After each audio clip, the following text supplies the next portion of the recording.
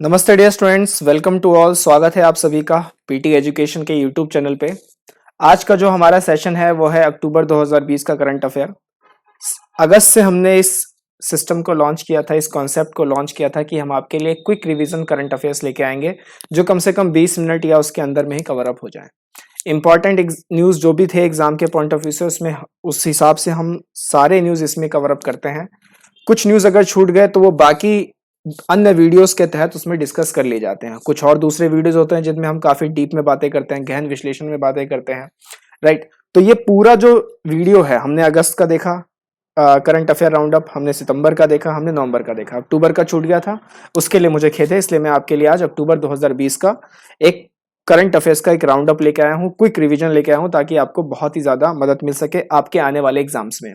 हर तरीके के एग्जाम के लिए ये जो सेशन है पूरा वैलिड है, चाहे वो एसएससी के एग्जाम्स हो, चाहे वो यूपीएससी के एग्जाम्स हो, चाहे बैंकिंग के एग्जाम्स हो, या फिर चाहे स्टेट सिविल सर्विसेज के एग्जाम हो। हर एग्जाम में ये आपकी बिल्कुल मदद करेंगे। पैटर्न आपको पता ही है हम इसमें कैसे चलते हैं। हम इसमें पहले करंट अफेयर्स में हम इसमें सबसे पहले इंपॉर्टेंट डेज को डिस्कस करते हैं, फिर बुक्स एंड ऑथर्स को डिस्कस करते हैं, उसके बाद नेशनल एंड इंटरनेशनल अफेयर्स को डिस्कस करते हैं, राइट। तो मेक श्योर कि आप इसको बहुत अच्छे से यूज करें, प्रॉपर नोट्स बनाएं, दोस्तों को भी शेयर करें, मैक्सिमम इसको लाइक करवाएं और चैनल को भी सब्सक्राइब करवाएं। इतना तो आपके लिए बनता है, क्योंकि इतनी मेहनत टीम आपके लिए लगातार करती जा रही है, राइट। हम लोगों का जो मोटिवेशन है वो सिर्फ आपके और आपके ही व्यूज से, ताकि आपको बेस्ट कंटेंट अवेलेबल हो सके। तो चलिए स्टार्ट करते हैं आज का काम। सबसे पहला इंपॉर्टेंट डेज में पहला है international day of non violence. International day of non violence कब मनाया जाता है? 2 अक्टूबर। ऑब्वियस बात है, महात्मा गांधी जी का जन्म हुआ था इस दिन। 2 अक्टूबर सन 1869 को पोरबंदर गुजरात में उनका जन्म हुआ था। और उस हिसाब से, क्योंकि उनका एक टूल था, या उसे आप कह लीजिए, कई लोग उसे पॉलिटिकल टूल कहते हैं, कई लोग उसे मॉरल टूल कहते हैं, एथिकल टूल कहते हैं। उनका एक सिद्धांत था नॉन वायलेंस का। हालांकि गांधी जी ने एक बात और कही थी, आपको मालूम है? गांधी जी ने यह कहा था कि अगर आपको गुस्सा नहीं आता तो आप इंसान नहीं है। जी हाँ, गांधी जी ने बोला हुआ है कि अगर आपको गुस्सा नहीं आता तो आप इंसान नहीं है। क्योंकि गुस्सा आना एक इंसान का एक भाव है, उसका एक इमोशन है। ये गांधी जी का कहना था।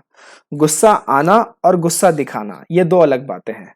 तो गांधी जी का कहना था गुस्सा आ रहा है दैट्स ओके, लेकिन गुस्सा दिखाओगे that's not okay. You have to channelise your anger. अपने एंगर को आपको चैनलाइज करना होगा। तो ये गांधी जी से रिलेटेड मैंने कुछ बात बताई। जब उनके बारे में एक काफी डीप में डिस्कस करेंगे तब उन पे बातचीत भी करेंगे। उसके बाद नेक्स्ट है वर्ल्ड टीचर्स डे। कब मनाया जाता है? 5 अक्टूबर को। 5 सितंबर नहीं है, क्योंकि ये इंडिया का टीचर्स डे नहीं है, वर्ल्ड का टीचर्स डे है। थीम क्या था इस बार का? टीचर्स लीडिंग इन क्राइसिस, री इमेजिनिंग द फ्यूचर। बिल्कुल, कोविड-19 के चक्कर में टीचर की सबसे ज्यादा हालत खराब हुई है। स्कूल बंद है, लेकिन टीचर्स अभी भी स्कूल्स में जा रहे हैं। बच्चे नहीं आ रहे हैं क्योंकि क्लासेस उनको देनी है, तो वो लगातार स्कूल में जा रहे हैं। प्लस में कहीं पे उनकी ड्यूटी लगा दी गई है, कोई मतलब कोविड का अगर कैंप कहीं लगा हुआ है तो वहां पे उनकी ड्यूटी लगा दी गई है। तो काफी कुछ उनको मैनेज करना पड़ रहा है। मेरे कॉन्टेक्ट में ऐसे बहुत सारे टीचर्स हैं जिनसे लगातार मैं बातचीत करता रहता हूँ, और वो गवर्नमेंट टीचर्स हैं एक तरीके से, और वो बताते रहते हैं कि कितना काम उनको और बढ़ गया है। साथ ही साथ कैमरे के देख के सामने पढ़ाना उनके लिए फिजिबल नहीं हो पा रहा है, क्योंकि ऐसी ट्रेनिंग तो उनको मिली ही नहीं है, राइट। तो काफी कुछ मैसअप हो चुका है। तो एक बार टीचर्स के लिए भी सलाम, जो लगातार इस क्राइसिस में उन्होंने सारी जो एजुकेशन थी, जिस तरीके से भी हो, जिस हालत में भी हो, बच्चों तक पहुंचाने की अपनी पूरी कोशिश की, राइट। उसके बाद international day of girl child 11 October. 11 अक्टूबर को मनाया जाता है international day of girl child. Theme क्या था? My voice our equal future. Next is world food day, विश्व खाद्यान्न दिवस। खाद्य दिवस भी कह सकते हैं या अन्न दिवस भी कह सकते हैं। 16 अक्टूबर को मनाया जाता है। थीम क्या है? Grow nourish sustain together, our actions are our future. Next is international day for eradication poverty. तो गरीबी हटाने के लिए भी एक अंतरराष्ट्रीय दिवस है, 17 अक्टूबर को मनाया जाता है। ध्यान रखिएगा, eradication poverty is a goal of STG. STG का गोल है ये, सस्टेनेबल डेवलपमेंट गोल्स। कौन से नंबर का गोल है ये आप बताइए, कमेंट थर्ड में बताइए कि एसटीजी के जो 17 गोल्स थे उनमें से किस नंबर पे पॉवर्टी का गोल आता है, इरेडिकेशन ऑफ पॉवर्टी। इसका थीम था acting together to achieve social and environmental justice for all. तो लगे हाँ, तो आज का जो दिन है, आज 16 दिसंबर है। जी हाँ, 16 दिसंबर है। 16 दिसंबर को भी थोड़ा सा कॉमेमोरेट कर लेते हैं। आज का जो दिन है वो किस तौर पे मनाया जाता है? विजय दिवस के तौर पे, क्योंकि 16 दिसंबर 1971 कुछ हुआ था, क्या हुआ था, कमेंट थ्रेड में आप बताइए। 16 दिसंबर 1971 को क्या ऐसा हुआ था कि हम इसे विजय दिवस के रूप में मनाते हैं। Next is books and authors. हमारा next segment books and authors की अक्टूबर 2020 में कौन कौन से इंपॉर्टेंट बुक्स थे, उनकी मैंने कुछ पिक्स भी आपके लिए लगाई हुई है। सबसे पहला है battle of belonging. Battle of belonging written by hmm, written by Shashi Tharoor. Shashi Tharoor ने इसमें लिखा है। उन्होंने इसमें काफी ज्यादा बातें की हैं, theory, evolution, practice of nationalism, इन सब की अक्रॉस ग्लोब और स्पेशली इन इंडिया को फोकस करते हुए लिखा है। तो कभी भी समय मिले तो पढ़ डालिएगा, क्योंकि यही सारी किताबें हैं, because they are public intellectuals, तो इनको थोड़ा पढ़ना भी बनता है कि ये क्या कहना चाह रहे हैं। Next is portraits of power. ये किसकी है? This is the autobiography of NK Singh. अब एनके सिंह कौन है? एनके सिंह अभी प्रेजेंट 15th फाइनेंस कमीशन के चेयरमैन है। तो उनके ऊपर उनकी ऑटोबायोग्राफी लिखी गई है, half a century of being at ringside. तो ये भी ध्यान रखिएगा, पोर्ट्रेट्स ऑफ पावर। और ये रहे मुस्कुराते हुए एनके सिंह। जी हाँ, ये एनके सिंह है। Next is night of restless spirits. अब नाइट्स ऑफ रेस्टलेस स्पिरिट्स क्या है? Night of restless spirits book है जिसको किसने लिखा है? सर्बप्रीत सिंह ने लिखा है इस किताब को। और ये किस पे बेस्ड है? Stories from 1984। तो 1984 में जो सिख मैसेकर हुआ था उसको लेके एक ये स्टोरी है। इसमें एक फिक्शनलाइज्ड वर्जन भी है कि किस तरीके से मतलब रियल हैपनिंग्स को एक फिक्शन के रूप में दिखाया गया है इस किताब के अंदर। बेसिकली ये बातें हैं। उसके बाद world's first scientoon book जिसका नाम है बाय बाय कोरोना, इसको किसने रिलीज किया है? This written by Anandiben Patel. Anandiben Patel कौन थी? पहले गुजरात के सीएम थी और अभी क्या है? अभी यूपी की एट प्रेजेंट गवर्नर है, राइट। तो उन्होंने इस किताब को लिखा है। बाय बाय कोरोना, ध्यान रखिएगा, वर्ल्ड का पहला साइन टून है। क्लियर? आगे चलते हैं। नेक्स्ट बात करते हैं इंडेक्स एंड अवार्ड्स पे। इंडेक्स एंड अवार्ड्स में सबसे पहला है ग्लोबल हंगर इंडेक्स 2020। ये इंडेक्स आ चुका था अक्टूबर में ही। पिछली बार भारत की इसमें रैंक 102 थी, जिसको लेके काफी शोर भी हुआ था। इस बार रैंक थोड़ी सी सुधरी है, लेकिन उतनी भी नहीं सुधरी। तो इंडिया की रैंक इस बार 94 है और स्कोर कितना है? 27.2। ये अब ध्यान रखिएगा, क्योंकि ये कई बार एग्जाम में पूछा जा चुका है। तो आई थिंक इस बार दोबारा भी पूछा जा सकता है। किसी भी स्टेट सिविल सर्विसेज को अगर आप टैकल यानी कि अगर आप जाने देने की कोशिश कर रहे हैं, जो अभी हाल फिलहाल होने वाला है, तो ये स्कोर आप ध्यान रखिएगा। ये मैं आपको अभी बता रहा हूँ, बहुत ज्यादा इंपॉर्टेंट है। तो भारत की जो रैंक थी वो 94 थी 2020 में। स्कोर कितना था? 27.2 का। और भारत को किस कैटेगरी में रखा गया है? तो India has been placed in the serious category. Serious category में भारत को रखा गया है, राइट, क्योंकि विशालकाय देश है भारत और उस हिसाब से हंगर को यहाँ से हटाना बहुत ज्यादा जरूरी है। अभी भी ये गोल अचीव नहीं हो पाया है। श्रीलंका, हम थोड़ा पड़ोसी देश का रैंक देखें तो श्रीलंका 64 पर है, नेपाल 73 पर है, बांग्लादेश 75 पे। इमेजिन, बांग्लादेश 75 पर है, पाकिस्तान 88 पर है और अफगानिस्तान 99 पर है, राइट। नेक्स्ट इंडेक्स है हमारे पास एशिया पावर इंडेक्स 2020। अब एशिया पावर इंडेक्स 2020 में भारत की जो रैंक आई है वो 4th आई है। किस किस सेगमेंट में, यानी किस कंसर्न में, किस रिस्पेक्ट में? तो मोस्ट पावरफुल कंट्री के रिस्पेक्ट में। स्कोर कितना था भारत का इसमें? 39.7 आउट ऑफ 100 एशिया के अंदर में। टॉप 3 नेशंस कौन थे? अगर चौथे पे भारत था तो पहले 3 पे कौन था? तो यूएस पहले पे था, चीन दूसरे पे था, जापान तीसरे पे था, चौथे पे भारत आया है। तो एशिया पावर इंडेक्स, ये भी आप ध्यान रखिएगा। उसके बाद नेक्स्ट जो है वो बैंक ऑफ घाना को central bank of the year का अवार्ड दिया गया है। Central bank of the year का अवार्ड बैंक ऑफ घाना को दिया गया है। और बैंक ऑफ इंग्लैंड के जो गवर्नर है मार्क कार्नी, उनको गवर्नर ऑफ द ईयर का अवार्ड दिया गया। ये भी बहुत ज्यादा इंपॉर्टेंट है, तो ये भी आप ध्यान रखिएगा कि central bank of the year 2020 bank of Ghana और governor of the year 2020 Mark Carney, जो कि गवर्नर है कहाँ के? बैंक ऑफ इंग्लैंड के। क्लियर? नेक्स्ट बात करते हैं नोबेल पीस प्राइज। इस पे काफी बात पहले भी कर चुके हैं, लेकिन एक बार थोड़ा सा रिव्यू देख लेते हैं, क्योंकि अक्टूबर में ही ये लॉन्च हुआ था। तो मेडिसिन के फील्ड में जो लॉन्च किया गया है, मेडिसिन के फील्ड में 2 लोगों को मिला है, हार्वे जे ऑल्टर और माइकल हुटन। आई थिंक 3 लोगों को मिला है ये, यहाँ 2 का नाम ही लिखा हुआ है, हार्वे जे ऑल्टर, माइकल हुटन और साथ ही साथ चार्ल्स एम राइस, इन 3 को मिला है। इन्होंने क्या खोज की मेडिसिन के फील्ड में? तो हेपेटाइटिस सी वायरस, इसकी डिस्कवरी की थी। That's why they have been awarded Nobel prize in medicine. Chemistry को लेके तो मैंने एक पूरा ही आपके लिए एक वीडियो बनाया हुआ है, क्योंकि ये जीनोम एडिटिंग से रिलेटेड है, तो मैंने उस पर पूरा एक बहुत ही बढ़िया डीप एनालिसिस का पूरा एक वीडियो मैंने बना रखा है, वो आप देख सकते हैं प्लेलिस्ट में जाकर। तो किसको मिला है ये? इमैनुअल चार्पेंटियर और जेनिफर ए डॉडना, इन दोनों को मिला हुआ है, दोनों लेडीज हैं, तो इनको मिला है केमिस्ट्री में जीनोम एडिटिंग के लिए, ये आप ध्यान रखिएगा। इसके बाद फिजिक्स में मिला है रॉजर पेनरोज, रेनहाल्ड जेंजल और एंड्रिया घेस को। राइट, ब्लैक होल फॉर्मेशन से रिलेटेड सारा काम था, और कुछ मतलब एक डिस्कवरी थी सुपर मैसिव कॉम्पैक्ट ऑब्जेक्ट की, जो कि हमारे गैलेक्सी के सेंटर में होते, तो उसको लेके इन्होंने कुछ रिसर्च की थी, तो उसको उसके बेसिस पे फिजिक्स में इनको मिला है।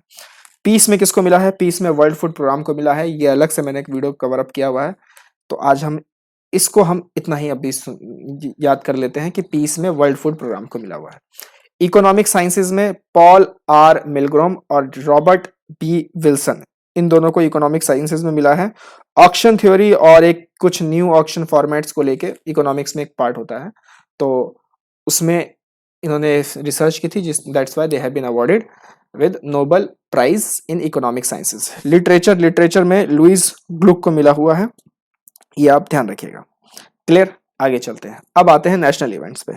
नेशनल इवेंट्स में सबसे पहला है हमारे पास अटल टनल, जो आपको दिख रहा होगा। अटल टनल किसने इनॉग्रेट किया था? नरेंद्र मोदी जी ने 3 अक्टूबर 2020 को इनॉग्रेट किया था। लेंथ कितनी है इसकी? तो ये फिगर भी आप याद रखिएगा, एग्जाम के हिसाब से ये लेंथ भी पूछी जा सकती है। तो 9.02 किलोमीटर की इसकी लेंथ है, और ये लेंथ इसको longest highway tunnel in the world बनाती है, ये भी साथ में ध्यान रखिएगा। लोकेटेड कहाँ पर है? पीर पंजाल माउंटेन्स में ये बिल्ट बनाया गया है, और कनेक्ट करती है मनाली से लाहौल स्पीति वैली को थ्रू आउट द ईयर। पहले इसका नाम रोहतांग टनल था, बाद में इसका नाम चेंज करके क्या बनाया गया? Atal tunnel. Is that clear? आगे चलते हैं। Next is Uttarakhand first Ramsar site. तो उत्तराखंड की पहली रामसर साइट आ चुकी है। Asan conservation reserve has been Uttarakhand first Ramsar site. तो ये भी बहुत इंपॉर्टेंट हो जाता है, ऑप्शन बना के इसमें आपको फंसाया जा सकता है, तो ये रिजर्व का नाम आप याद रखिएगा, आसन conservation reserve, ACR, that is the first Ramsar site in Uttarakhand. Next is शांत मिसाइल। ये तो पैराडॉक्स हो गया अपने आप में, राइट? शांत मिसाइल, तो शांत भी है मिसाइल भी है, तो क्या है शांत मिसाइल? DRDO ने सक्सेसफुली इसकी टेस्टेड की। शांत stands for stand of anti tank missile, ध्यान रखिएगा। उड़ीसा के तट से इसको टेस्ट किया गया, और कहा जा रहा है कि ये एक अपग्रेड वर्जन है, इंडिया का जो हेलिना मिसाइल है उसका ये एक अपग्रेडेड वर्जन है। अगला है ऑपरेशन माई सहेली।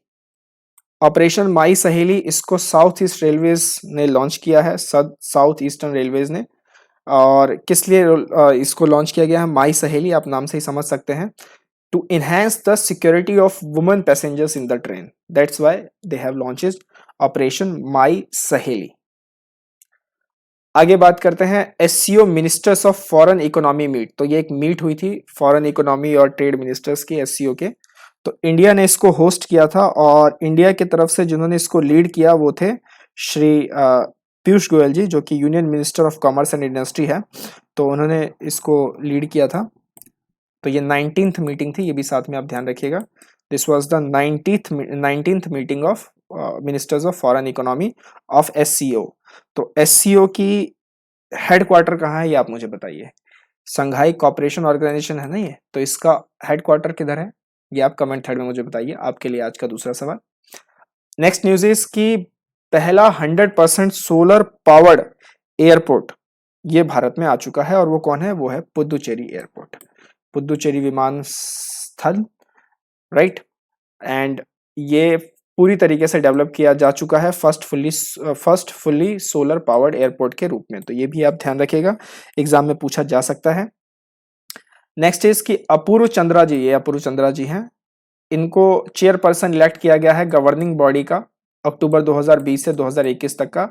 इंडिया को चेयरमैनशिप मिली है ILO की। ILO क्या है? International labour organisation. ILO का मतलब ये है इंटरनेशनल लेबर ऑर्गेनाइजेशन, जिसका हेडक्वार्टर जो है वो जिनीवा स्विट्जरलैंड में है। एट प्रेजेंट इसमें 187 मेंबर्स हैं, राइट। 3 बार ये मिलते हैं साल में, मार्च, जून और नवंबर में मिलते हैं। तो अपूर्व चंद्रा जी को, जो कि एक IAS अधिकारी हैं, इनको इलेक्ट किया गया है chairperson of the governing body. 35 साल के बाद इंडिया को ये चेयरमैनशिप मिली है, तो इस हिसाब से, इस लिहाज से ये न्यूज़ भी काफ़ी ज़्यादा इंपॉर्टेंट हो जाती है, राइट। तो ये भी आप ध्यान रखिएगा। अपूर्व चंद्रा जी कौन है, उनकी पिक हमने बगल में लगा दी है, आप उन्हें देख सकते हैं। नेक्स्ट इज इंटरनेशनल इवेंट्स में हम चलते हैं। तो इंटरनेशनल इवेंट्स में भारत अपनी एक साख बनाने के लिए टू द ग्लोबल डायस्पोरा, तो वो क्या बना रहे हैं, सिटवे पोर्ट बना रहे हैं। कहाँ बना रहे हैं, रैखिन स्टेट ऑफ म्यांमार, जी हाँ बिल्कुल, रोहिंग्या वाला स्टेट जो है रैखिन स्टेट, वहां पे बनाया जा रहा है और ये ऑपरेशनल हो जाएगा 2021 से। तो मैं आपको दिखा देता हूँ, ये थोड़ा इस पे आ जाइए मैप पे। तो मैप पे ये रहा इंडिया, कोलकाता, हुगली रिवर, और यहाँ पे है सिटवे, दिख रहा है आपको सिटवे। और ये कनेक्ट कहाँ पे जाएगा, ये देखिए ये ऐजवाल में चला गया ये म्यांमार से, तो ये दिख रहा है आपको। अब रोहिंग्या मुस्लिम का भी इशू जो है वो आप इधर से देख सकते हैं कि कैसे वो इधर से और इधर से जाने का पूरा प्रयास है उनका, राइट। भाषण चार आइलैंड, आप में से कितनों को पता है कि भाषण चार आइलैंड क्या है? कमेंट थ्रेड में लिखिए कि व्हाट इज भाषण चार आइलैंड, राइट। वो इससे थोड़ा सा लिंक होता है रोहिंग्या से, सिटवे से नहीं, रोहिंग्या से थोड़ा सा लिंक होता है वो।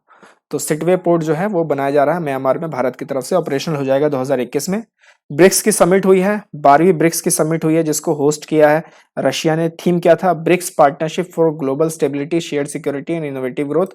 ये हमने नवंबर के भी करंट अफेयर्स में इसको कवर अप किया हुआ है, तो इसको बस खाली इतना ही यहाँ समझ लेते हैं कि ब्रिक्स का एक 12th ब्रिक्स समिट हुआ है।